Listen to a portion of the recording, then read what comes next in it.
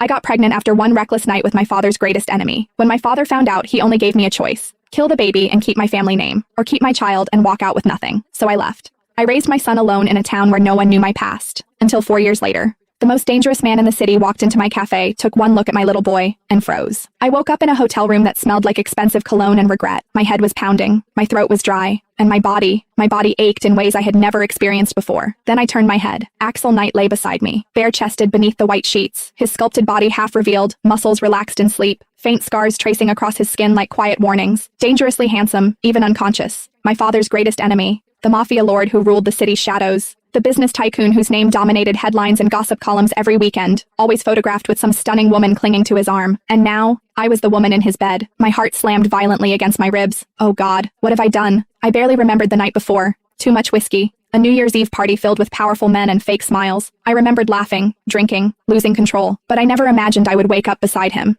Carefully, I tried to slide out of bed without waking him. The moment my feet touched the floor, my legs trembled. A deep, unfamiliar soreness pulsed between my thighs. Slow, undeniable, humiliating. I sucked in a sharp breath, gripping the edge of the bed to steady myself. When I looked down, I froze. My skin was marked. Faint bruises along my waist, my thighs, my collarbone, proof of how wild the night had been. A cold shiver ran through me. I grabbed my dress from the floor, my hands shaking as I pulled it on, desperate to escape before he opened his eyes.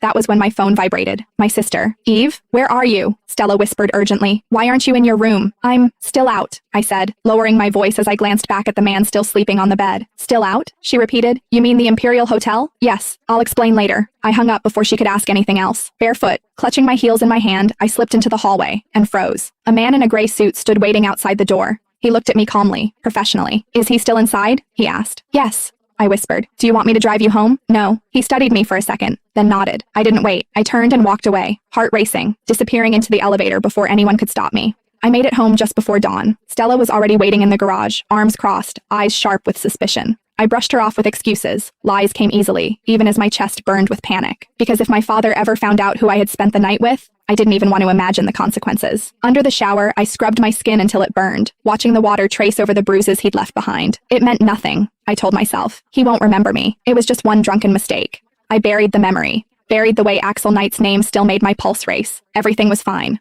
I returned to my usual life. Long days at Walter's Group, sitting in boardrooms beside the management team, reviewing contracts, preparing myself for the future I had been raised to inherit, the perfect daughter, the obedient heir, until 5 weeks later. The night before my family arranged yet another political marriage for me, I stood alone in my bathroom, staring at the pregnancy test in my trembling hand. 2 pink lines. I'm pregnant, I whispered to my reflection. I pressed a hand to my stomach, my heartbeat pounding so hard it made my ears ring. I felt trapped. I